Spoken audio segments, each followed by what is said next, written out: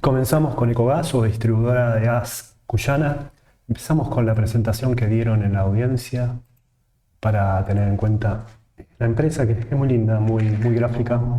Gas Cuyana tiene tres provincias, o gas del centro y Gas Cuyana. En realidad el pedido de audiencia estuvieron las dos. Mendoza, San Juan y San Luis, con 315.226 kilómetros cuadrados. 195 localidades asistidas y más de 2.143 millones de metros cúbicos entregados el año pasado. Tiene 335 estaciones, o sea, ¿a quién abastece? 335 estaciones GNC, 29.000, más de 29.000 pymes, casi 755.000 hogares, industrias subsidiarias y 11 centrales térmicas. Eso lo hace del centro, pero bueno, Cuyana más o menos lo mismo, 24.000, 609.000 hogares, etcétera.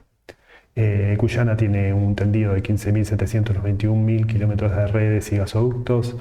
Hay plantas reguladoras, equipos rectificadoras, bueno, que lograron encender 22.550 hogares, acompañan el crecimiento de 62 nuevas industrias y además tienen con los canales de atención que se van gestionando respuestas y que tienen alto grado de satisfacción. Vamos a los números. Comienza el ejercicio 2023 con un saldo negativo de 1.317 millones. El primer trimestre fue un déficit de 799,6 millones. Esto es por menores resultados operativos y claramente está expuesto en la página 2, donde se tiene resultados operativos de casi 1.000 millones negativos contra casi 200 millones positivos del año pasado. Los puntos destacados, perdón, el 24 del 4 se ha tratado las conversiones de acción, hubo asamblea, se ha tratado las conversiones de acciones clase C, inicialmente suscrita para proyecto privado, público-privado, lo cual no tuvo nada de éxito. En consecuencia, hay algunos que se quedaron con una resaca de esta clase C, que no pudieron invertir nada, entonces la idea es convertirla a clase B y estar flotando en la bolsa. Además, la delegación, recordemos que la flotación en la bolsa es alrededor del 49% de las acciones, tiene un 51%, a ver si no me equivoco, esto no es improvisado, no es tanto improvisación, pero porque lo tengo acá. Lo tiene inversora de gas del centro, el 49% casi flota en la bolsa y este 0,51% es de clase C. Bueno, seguimos. Además, la delegación a la dirección de sociedad, el saldo de reserva facultativa de 8.196,5 millones, que según lo que leí en la asamblea, hay una intención de efectuar un pago de dividendos efectivos teniendo en consideración las perspectivas futuras y el aumento de la tarifa justamente en 117% promedio. En la audiencia pública, la empresa había solicitado una suba de alrededor del 190%. Bueno, en el acta vemos la conversión de casi 85.000 acciones de clase C a clase B. Hay todo un cuadrito de quiénes son los 4 accionistas que tiene estas acciones todavía y bueno, serán convertidas, ¿no?, en algún momento. Acá, delegar al directorio la decisión de desafectar en forma parcial o total el saldo resultante de reserva facultativa para distribución de futuros dividendos de alrededor de 8.196 millones de pesos, a los fines de efectuar un pago de dividendos efectivo a su totalidad de los señores accionistas en proporción de sus tenencias accionarias, delegando asimismo al directorio la facultad de fijar el monto a distribuir en cada ocasión. Acá está lo del accionar, la idea de Pérez Monti, que dice eso justamente con la idea de repartir dividendos. No hubo alguien que diga, a ver qué pasa, pero lo destinamos para producción, pero hay intenciones. Después dijimos lo de la tarifa. La tarifa lo tenemos en la página 31, donde Enargas el 29 de abril dio a conocer los cuadros tarifarios con un 117 promedio y eso se le suma lo incluido en transporte. Distribuidora Gas tiene una proporción de transportadores de gas del norte, lo cual incluye el 95%. En la audiencia,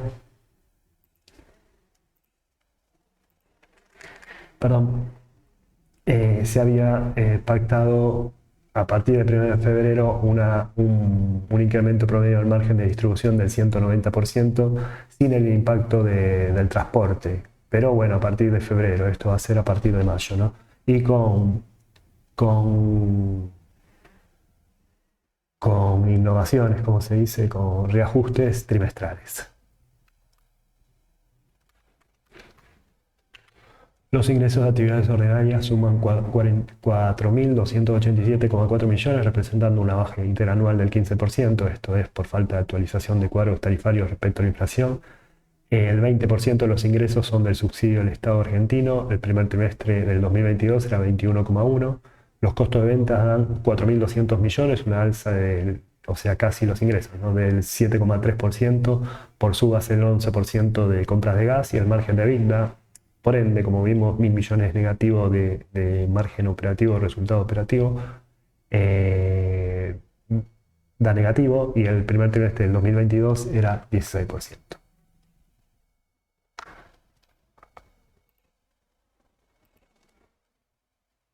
En esto vamos a ir acá, donde tenemos que se ha subsidiado 862 millones o 4.170 millones de venta de transporte y distribución de gas.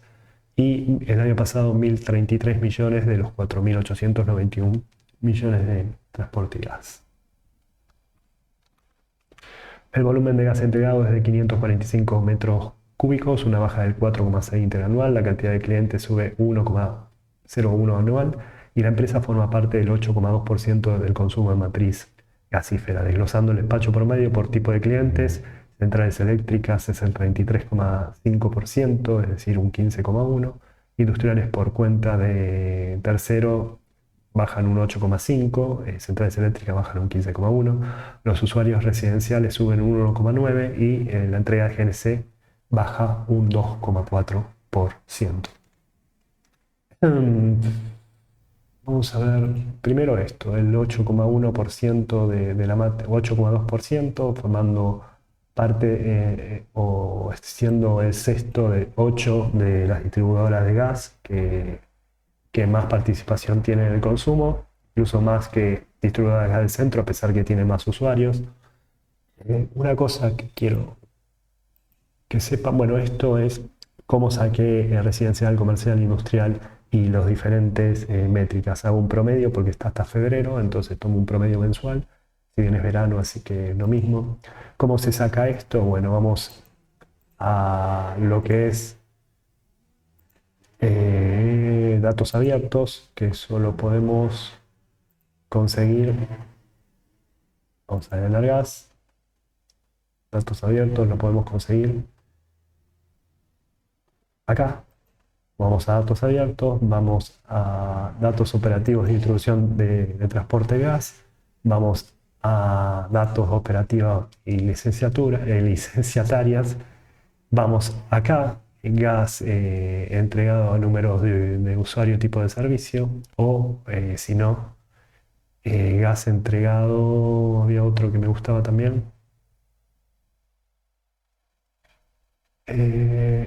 Zona distribuidora y tipo de servicio. A ver, vamos acá, no vamos a número de usuario, vamos a gas entregado, vamos Cuyana y ponemos el año, sacamos el PDF y ahí tenemos esto.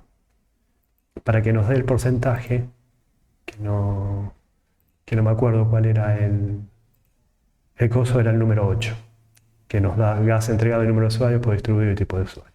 Perdón, como estoy en medio de esto, quería explicar. Bueno, ya está esto.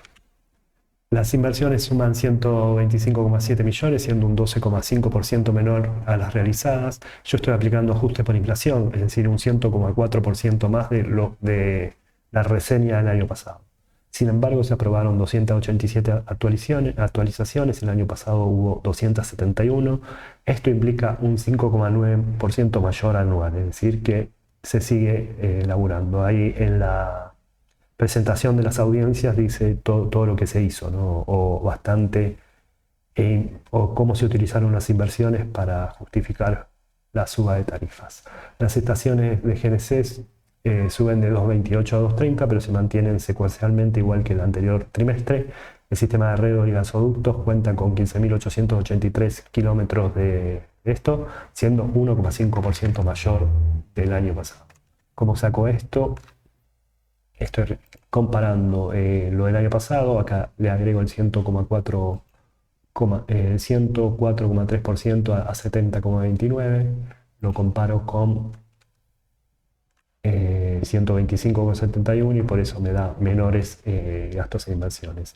Los clientes son 635.529, el año pasado eran 626.000, es decir, unos 9.000 más. El volumen entregado 545 contra 571 del año pasado y el sistema de distribución 15.883 kilómetros. Acá no hay nada más para destacar. Hablan, bueno, de la paritaria con los gastos. Los gastos justamente suman 2.815 millones, siendo un aumento del 3,3 interanual. Remuneraciones y cargas sociales mantienen el nivel, con más o menos la cantidad de empleados parecidos. Juicios y reclamos lo mismo. Mantenimiento de propiedad, planta de equipo suben 22,7%. Otros ingresos y egresos operativos, esto para hacer buena letra para el incremento de tarifa, suman 154,7 millones, un descenso del 35,3% por menor saldo en intereses comerciales, que es un 26,3% menos. Los resultados de inversiones de COISAR, que se dedican a obra pública, arreglos, mantenimiento y todo eso, de lo cual, como dije en el trimestre pasado, contrataron una empresa COISAL, dieron un resultado positivo de 40,1 millones, el año pasado fue 41,3 millones negativos. Bueno, volviendo al balance, tenemos en los gastos, en la página 11, acá, bueno, tanto los juicios como las remuneraciones son parecidas, 630 millones de pesos, 373 millones de pesos, mantenimiento por su parte sube de 235 millones a 290 millones. Lo que es otros ingresos y egresos, hay un saldo más negativo en intereses ganados y perdidos, ¿no? Hacemos la cuenta y eso nos da un 26% menos, y el año pasado hubo recupero de provisiones, incluso hubo recupero de incobrables. Este año hay poco incobrable, 2,5 millones, hay 2,2 millones. Bueno, acá nada más, resultado de COISAR, donde tenemos 40,137 millones, la sociedad posee el 45% de participación y hay una brecha de 82 millones de pesos positiva. Los saldos financieros y RECAM restan 264,6 millones, bajando el déficit en 65,3% por resultados por tenencia y diferencia cambiaria. Esto se debe porque trasladó los fondos comunes de inversión en pesos mucho como es letras del Tesoro de Estados Unidos y fondos en Miami, fondos comunes de inversión en Miami. Los deudores comerciales por cobrar vencidos son parte del 21,3% del total, con el inicio del año formaba el 25,8%, es decir, hay mayor cobranza. Las cuentas por pagar siguen iguales, 28,6 vencidas contra 28,4, y acá hay muchos convenios con empresas que vamos a ver ahora. El flujo en efectivo es 859 millones a nivel del año pasado, pero en el periodo disminuye 671,5 millones de pesos. Yendo a los resultados por inversión, acá a diferencia de cotización, el año pasado no hubo, este año dio positiva, porque hay mayores documentos a pagar en dólares, y resultados por tenencia, como dije, es el cambio que mandé antes. Lo que es el RECPAM que es el ajuste por inflación, sube el déficit de 725 millones a 1.051 millones. Siguiendo acá, los deudores, como dije, los vencidos son 1.074 millones, del año pasado era 2.368, reduciendo alrededor de 3,8 puntos porcentuales respecto al año pasado, y los proveedores se mantienen el mismo porcentaje de los vencidos, ¿no? Estas son las cuentas que debe Gas Cuyana a estos proveedores que mencionamos ahora, ¿no? Después, de alguna manera se lo paga YPF y ASA, que es Pampa, Tecpetrol y Transportadora de Gas del Norte. Forma parte del 61% de los proveedores o de la cartera de proveedores. Y finalizando la parte financiera, como vemos, 859 millones es el flujo en efectivo, pero la diferencia es que hay un retroceso de 671,5 millones de este año.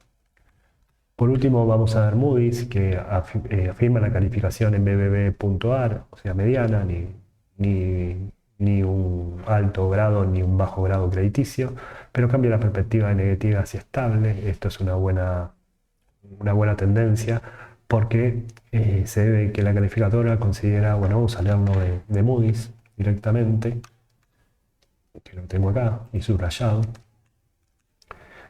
El cambio de la perspectiva de las calificaciones refleja la opinión de Cuyana, al igual que el resto de las empresas del sector, mantendrá métricas crediticias acordes a su calificación, aún ante elevada incertidumbre en la evolución de tarifas.